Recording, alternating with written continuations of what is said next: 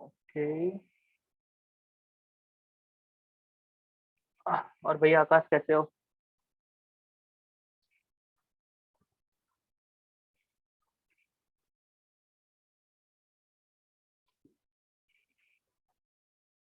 आकाश आवाज आ रही है? गुड मॉर्निंग पूर्वी, कैसे हो? बढ़िया, मजे में।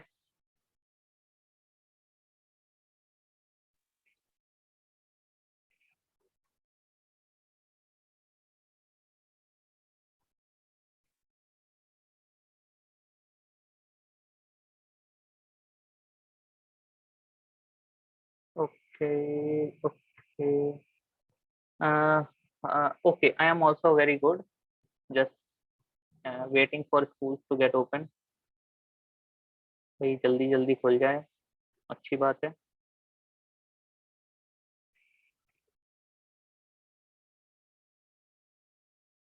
चलो हम आपसे एक क्वेश्चन पूछना चाहेंगे। आप चाहो तो आंसर देने के लिए अपना माइक भी खोल सकते हो, हम इसका यहाँ से चालू कर देते हैं। ज्यादा बच्चे नहीं हैं आज, तो पूछें या नहीं?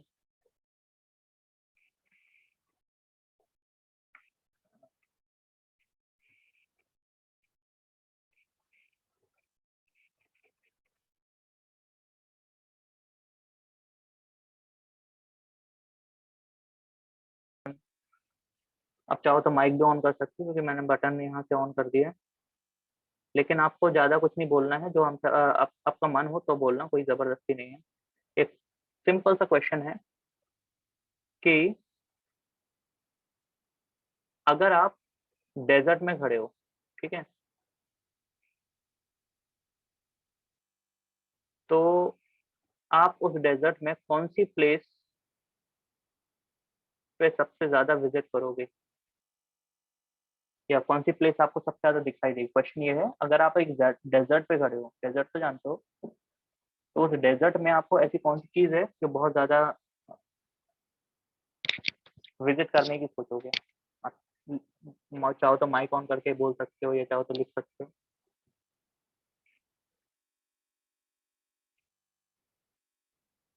कोई बोलना चाहेगा? नहीं?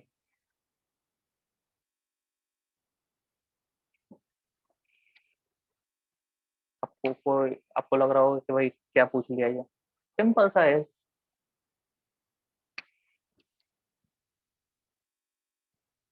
डेजर्ट में आप एक ऐसी क्या चीज देखना चाहोगे अगर आप डेजर्ट में खड़े हो? Where is your book?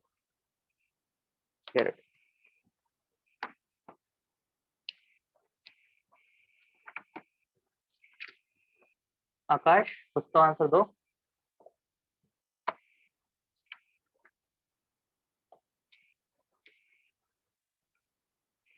हाँ, तो इसका आंसर एक्चुअली होगा ओएसिस। ओएसिस जानते हो? नहीं जानते होगे तो इसको आप सर्च करना, आज गूगल करना, और मेरे को बताना है ओएसिस का मतलब क्या होता है।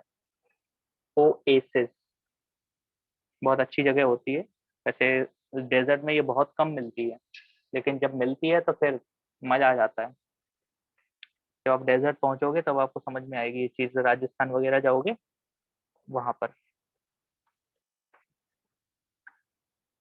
तो पहले हम एक इंट्रोडक्शन देखते हैं, जो कुछ भी अपना अभी हमने पढ़ा था, उसके बाद एक शॉर्ट क्वेश्चन देखेंगे उसके ऊपर, और फिर आगे हम बढ़ेंगे। लास्ट टाइम हमने पॉलिनोमियल्स के बारे में पढ़ा था। अगर आपको ये लग रहा है कि आपको पॉलिनोमियल्स आता है तो बहुत अच्छी बात है, लेकिन अगर आपको ये लगता है कि पॉलिनोमियल्स आपको नहीं आता है, तो आप एक बार ट्राई कर सकते हो। ओके, कोई बात नहीं। अगर आपको बाय बाय टाटा करना है तो आप जा सकते हो अभी के भी। पॉलिनोमियल्स आपको पहले से भी आता होगा, ये बात आपको भी पता है। इसमें आपको अल्फा प्लस बीटा निकालना होता है और अल्फा इंटू बीटा निकालना होता है। अल्फा प्लस बीटा अगर आपको निकालना हो तो आप माइनस बी अपॉन ए रख दो, और अगर आपको अल्फा बीटा निकालना है तो आप सी अपॉन ए रख दो। बस ये दो चीजें हैं हमें याद रखनी है, बाकी कोई चीज नहीं है जो हमें याद रखनी है। एक और चीज है जो इसके लिए याद रखना है कि कभी भी अगर हमें क्वाड्रेटिक इक्वेशन फॉर्म करना है, ध्यान रखना, कभी भी अगर हमें क्वाड्रेटिक इक्वेशन फॉर्म करना है तो इसके लिए शॉर्टकट होता है। शॉर्टकट क्या बोलता है? ए एक्स, अरे क्या बोल रहे हैं, X square plus alpha plus beta X plus alpha beta is equal to 0। ये हमारा फॉर्मूला होता है, इसके अलावा कोई और मेथड नहीं है अगर हमें क्वाड्रेटिक पॉलिनोमियल बनाना है। अगर पॉलिनोमियल बनाना है तो यही एक तरीका है, इसी से हम बना सकते हैं। पहले हम निकालेंगे अल्फा प्लस बीटा की वैल्यू, फिर हम निकालेंगे अल्फा बीटा की वैल्यू, और फिर हम इन दोनों वैल्यू को इसमें डायरेक्टली रख देंगे और हमारा आंसर आ जाएगा। बस एक लाइन में आंसर आएगा, याद रखना। तो ये एक्सरसाइज बहुत इजी हो जाती है इसी वजह से, इसमें आंसर सिर्फ एक बार में आ जाता है, एक बार में आपके सारे आंसर निकल आते हैं। इस वजह से एक्सरसाइज बहुत ज्यादा इजी हो जाती है और इसके बहुत कम मार्क्स मिलते हैं। यानी कि हो सकता है कि पूरा क्वेश्चन सॉल्व करने पर 1 नंबर मिले, क्योंकि क्वेश्चन सिर्फ एक लाइन में ही सॉल्व हो जाता है।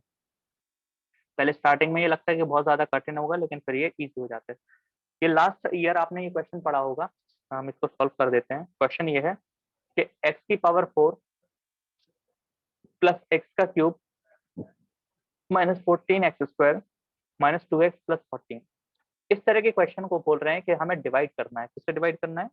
x² माइनस 2 से, और इसके बाद इसके दो जीरो हमें निकालने हैं। मतलब दो तो हमें पता है, क्यों? क्योंकि x² से डिवाइड कर रहे हैं तो पावर 4 है, पावर 4 का मतलब है इसमें 4 आंसर्स आएंगे।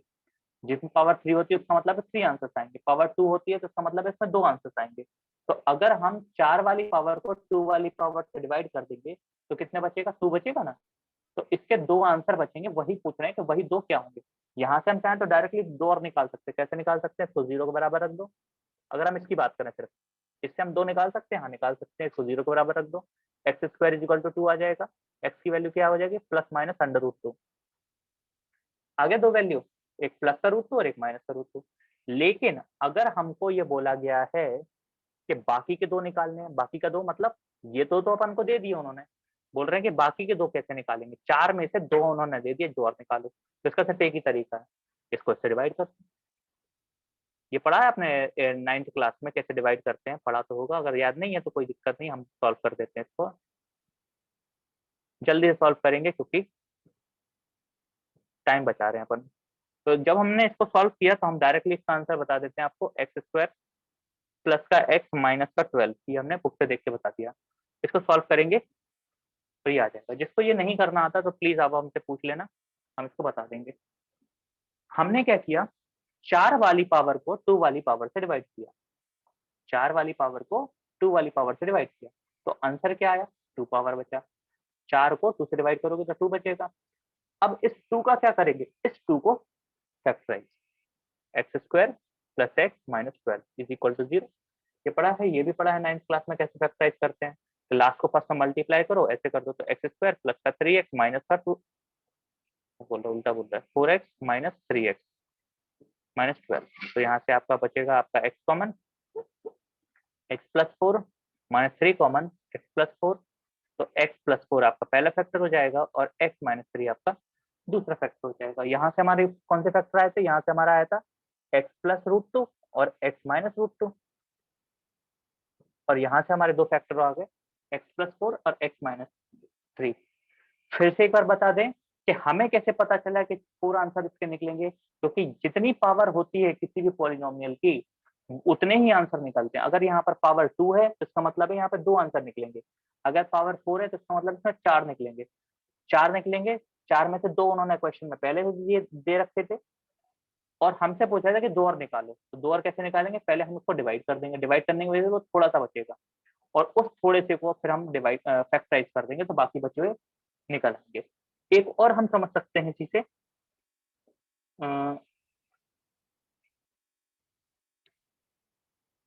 हमारे पास गिवन है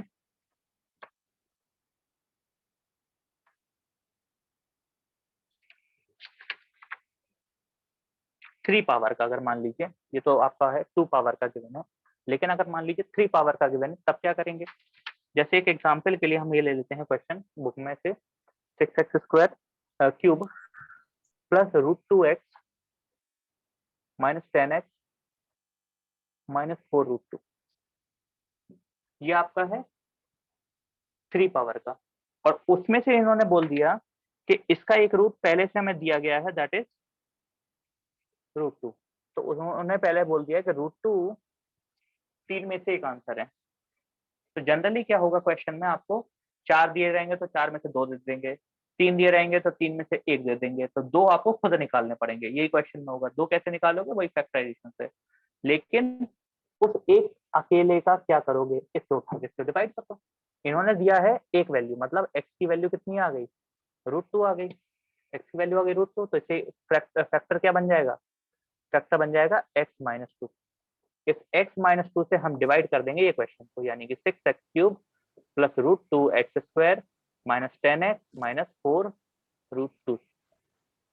फिर से बता दें, क्वेश्चन में बोल रहे थे कि √2 एक आंसर है, मतलब x की वैल्यू √2 गिवन है। x की वैल्यू √2 का मतलब क्या है, √2 को उठा के साइड लाओ तो x-√2 हो जाएगा। इस x-√2 से इसको डिवाइड कर दो।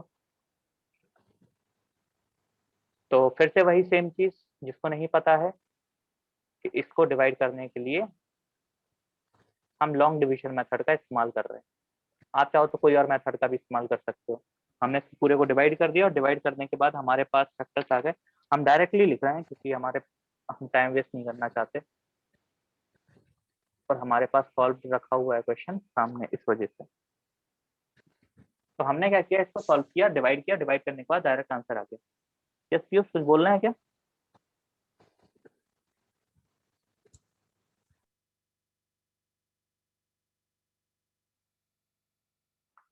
ओके,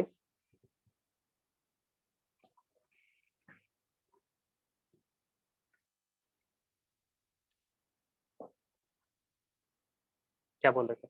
हाँ, अब हमारे पास क्या बचा है, हमारे पास बचा है 6x² प्लस का 7√2x प्लस 4। ये हमें हमारे पास बचा है।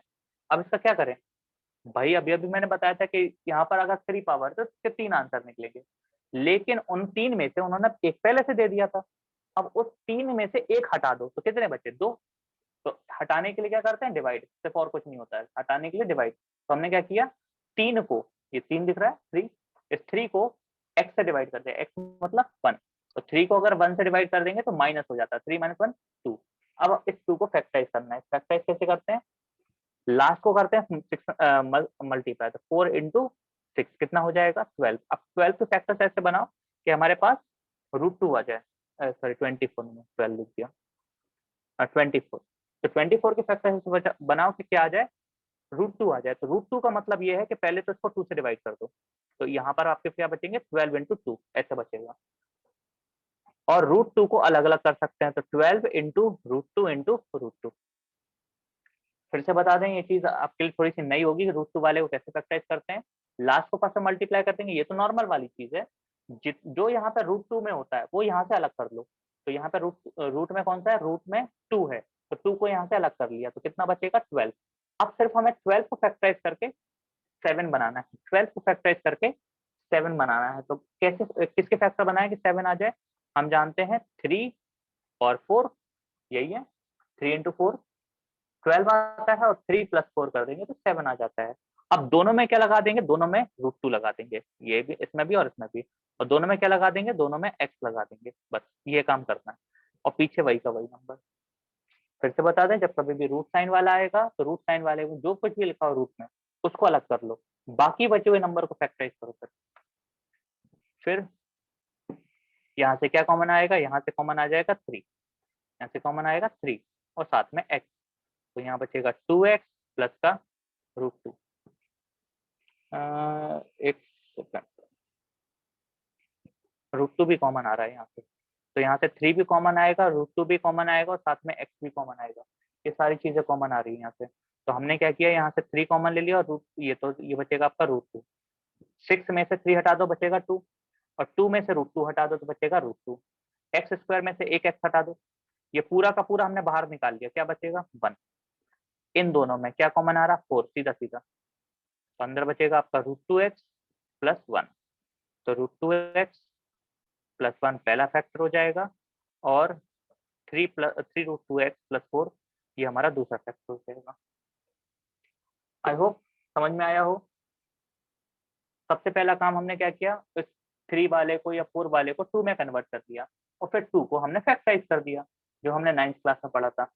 अगर आपने नहीं पढ़ा तो कोई दिक्कत नहीं, आप मेरे को बाद में बता दीजिएगा, मैं अलग से समझा दूंगा। ये समझ में आया कि नहीं?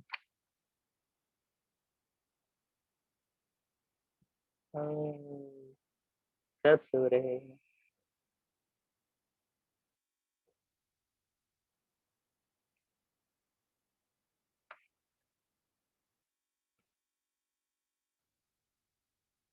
चलो एक क्वेश्चन हम थोड़ा सा और कठिन कर देते हैं, हो सकता है ये समझ में आ गया हो, अगर नहीं आया तो इसको हम थोड़ा सा और कठिन करते हैं।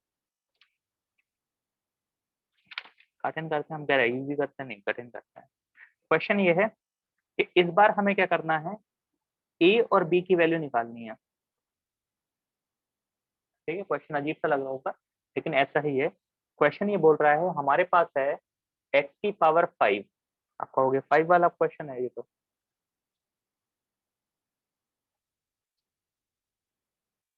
क्वेश्चन मैंने बोला थोड़ा सा कठिन कर रहे हैं और आप देखोगे ये भी इजी है। तो ये हमारे पास क्वेश्चन इसमें बी दिखाई दे रहा है और इसका एक एक और पार्ट है और वो है आपका x³ +2x² + a। तो हमारे पास दो पार्ट हैं इसी सेम क्वेश्चन के और हमसे ये बोल रहे हैं कि ए और बी इन दोनों के लिए ए और बी की वैल्यू निकालनी है। इन दोनों के लिए ए और बी दोनों हमें निकालना है। तो हम ये बात तो जानते हैं कि इसको कभी भी सॉल्व करने के लिए क्या करेंगे, इस वाले से इसको डिवाइड कर दो, क्योंकि यहाँ पर पावर 5 है, यहाँ पर पावर 3 है। तो 5 वाले को 3 से डिवाइड कर दो, देखते हैं सॉल्व करते हैं क्या आता है। तो x³ 2x² + a से डिवाइड कर देंगे x⁵ माइनस का 4x⁴ 4x³ माइनस फिर +3x² +3x + b। ये हमने क्वेश्चन को नोट कर लिया। डिवाइड करने के लिए क्या करते हैं, हमेशा पहले वाले को मैच करते हैं। तो यहाँ पर पहला वाला क्या है हमारे पास x⁵।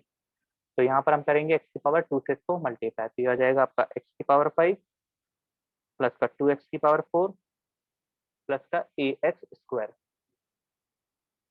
ठीक है, यहाँ तक तो चीज नॉर्मल है। साइन हमेशा चेंज होंगे यहाँ पर, जिसको नहीं पता है, और ये हमेशा कैंसिल होगा। पहला वाला हमेशा कैंसिल हो जाता है, कुछ भी कर लो आप। फिर इसके बाद आ जाता है अगला लाइन। अगला लाइन में हमारा पास आएगा 3x⁴ माइनस 4x⁴ प्लस, ये दोनों माइनस तो नहीं होंगे तो हम x² कॉमन ले लेंगे, तो 3 माइनस a x² आ जाएगा प्लस का 3x प्लस का b।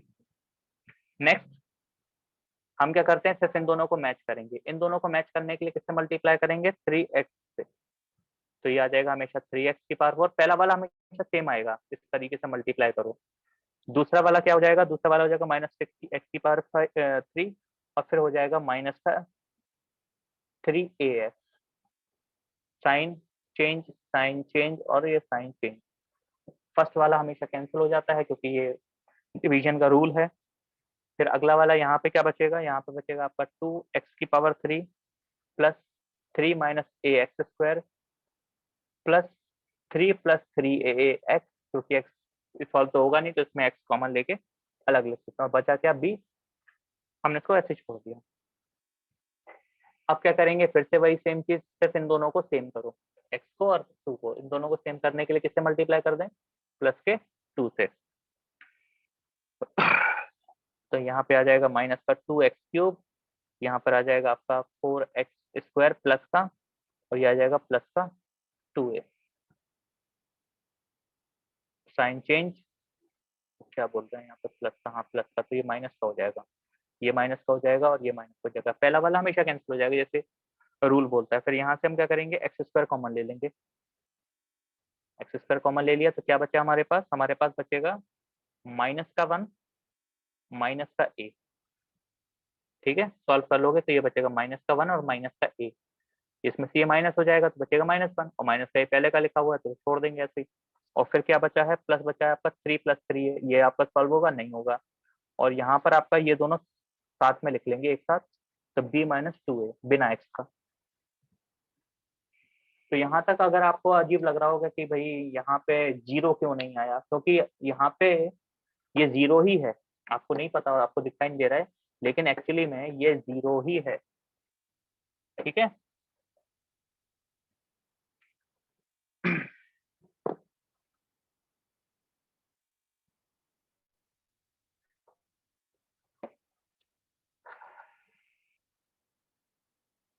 बताओ किसी को डाउट है किसी में?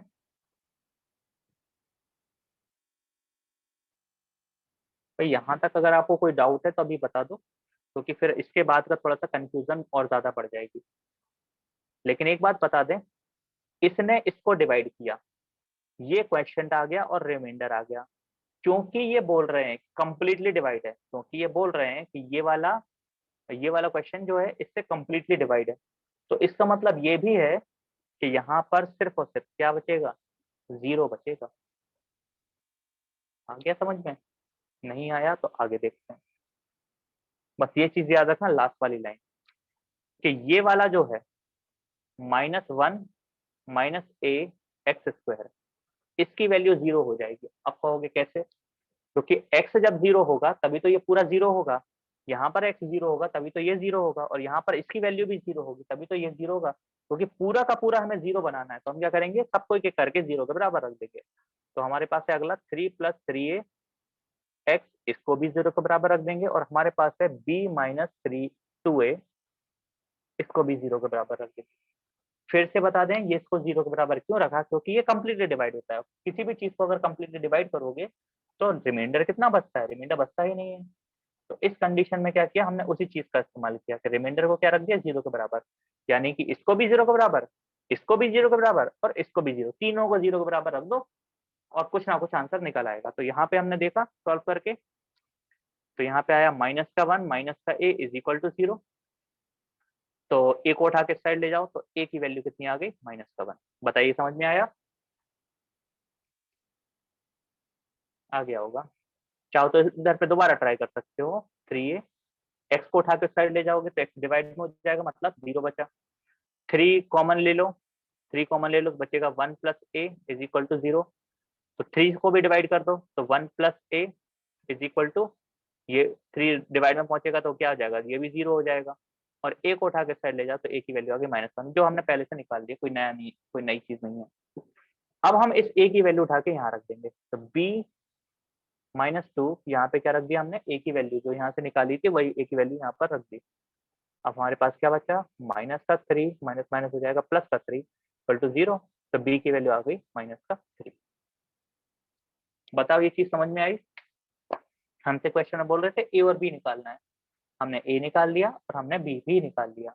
लेकिन करने के लिए हमने क्या किया, सबसे पहले इस पॉलिनोमियल को दूसरे पॉलिनोमियल से डिवाइड किया। डिवाइड करने के बाद हमारा रिमाइंडर बच रहा था, जबकि क्वेश्चन में ये बोल रहे थे कि रिमाइंडर नहीं बचना चाहिए। अगर कोई चीज कंप्लीटली डिवाइड होती है तो रिमाइंडर नहीं बचेगा। इसका मतलब ये जीरो के बराबर, ये जीरो के बराबर, और ये वाला भी जीरो के बराबर। और उसके बाद छोटी सी सॉल्विंग। ये वाला समझ में आया बच्चों?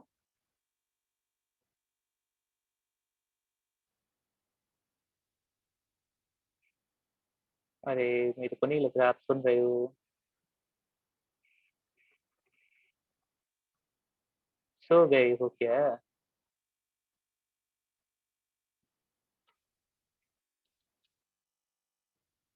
चलो एक बच्चे ने कम से कम हाँ, पीयूष पीयूष ने बोला, चलो अच्छा बच्चे।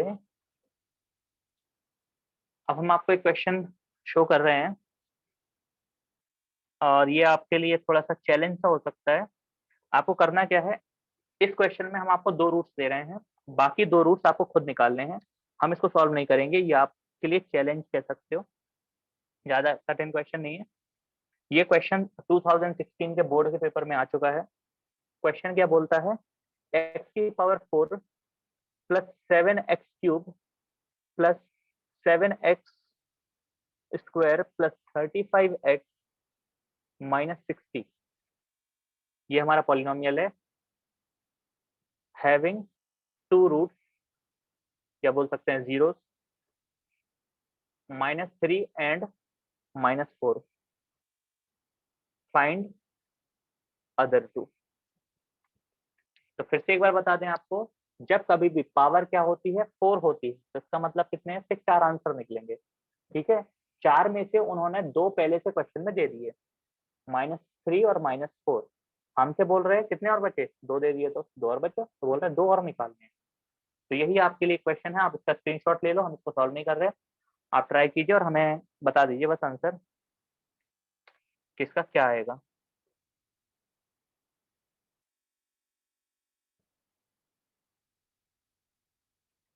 अगर आपको आता है, सॉरी ट्राई करना है, कोई ऐसा फोर्स नहीं है, क्योंकि आपके लिए चैलेंज सा हो सकता है, आपको हो सकता ना आए, तो फिर हमें कल सॉल्व करना पड़ेगा।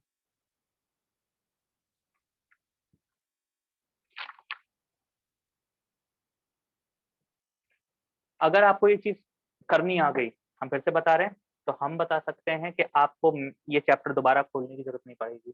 लेकिन अगर ये क्वेश्चन आपको नहीं आता है, तो हम गारंटी देते हैं आपको दोबारा ये हम सिखा सकते हैं, और आपको सीखना पड़ेगा, दोबारा ये एक्सरसाइज शुरू से पढ़नी पड़ेगी। अगर ये क्वेश्चन आप कर लोगे तो आपको कोई जरूरत नहीं है इस बुक को दोबारा खोलने की, आप कोई सा भी क्वेश्चन उठा के कर दोगे। ठीक है, तो इस क्वेश्चन को हम कल सॉल्व करते हैं। हमने जैसा बोला कि इसका स्क्रीनशॉट ले लीजिए, जिसने नहीं लिया है जल्दी से जाओ स्क्रीनशॉट ले लो इसका। हम भी ले लेते हैं अटेंडेंस का स्क्रीनशॉट।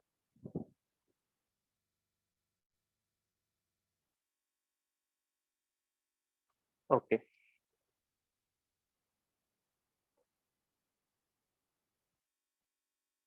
तो बताइए आज कुछ समझ में आया? अगर समझ में आया हो तो प्लीज, वो कहते नहीं like and subscribe, hit the bell icon, टिन टिन टिन।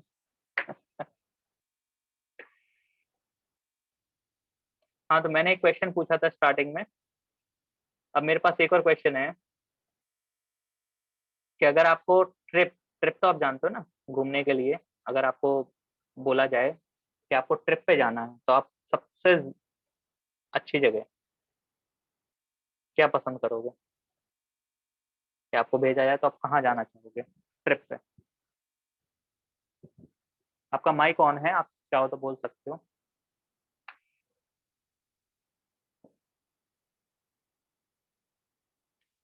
जल्दी बताओ, फिर हम आपको अपना आंसर बताएंगे।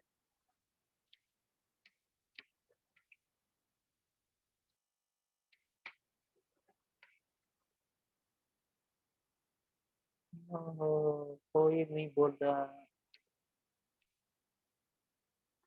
अभिषेक, hello.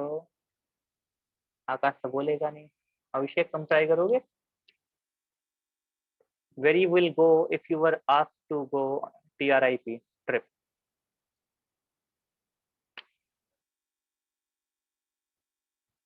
Piyush, okay. Actually Ladakh में आपको थोड़ा सा प्रॉब्लम आएगा वहां पे सब कुछ बंद है। वो लगा कि चाइना से वॉर चल रही है ना, तो इस चक्कर में वहां से कोई नहीं आ जा सकता है। हाँ, लेकिन लद्दाख बहुत अच्छी जगह है घूमने के लिए। आप चलोगे तो हमें भी ले चलना, बस बता देना, हम भी चलेंगे। ठीक है, लेकिन हमसे अगर पूछा जाए कि हमारा मन कहाँ है, प्रियांशी, गोवा भी अच्छी जगह है। हाँ हाँ हाँ, पूर्णिमा भी गोवा जाएगी, साथ में चले जाना दोनों। हाँ, तो क्या बोल रहे थे, हमारे लिए अगर पूछा जाए कोई हमसे आप कहाँ जाना चाहोगे, तो हम पूछेंगे फिनलैंड। ठीक है, अब आपको समझ में नहीं आ रहा होगा ये कौन सी जगह है, ये जगह नहीं, ये कंट्री है, फिनलैंड। और अगर आप यूट्यूब पे या गूगल पे इसको सर्च करोगे तो आपको सिंगापुर, सिंगापुर भी अच्छी जगह है। चलो किसी दिन चलेंगे अपन, पासपोर्ट बनवा लेना। तो फिनलैंड एक्चुअली जरूर जाना आप लोग, सर्च करना, जा पाओ तो बहुत अच्छी बात है।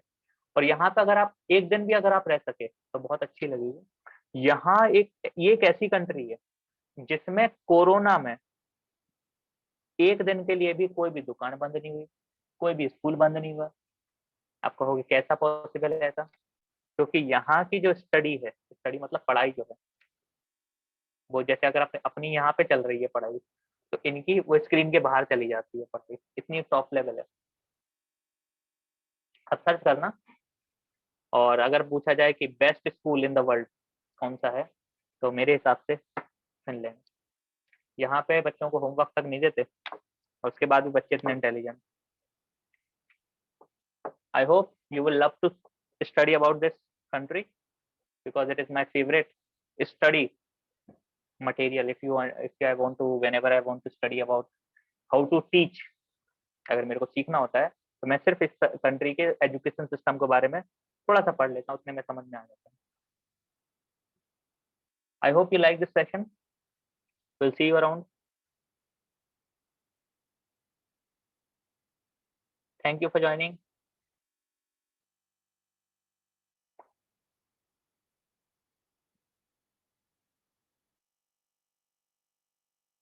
Good day, thank you, good day, bye bye.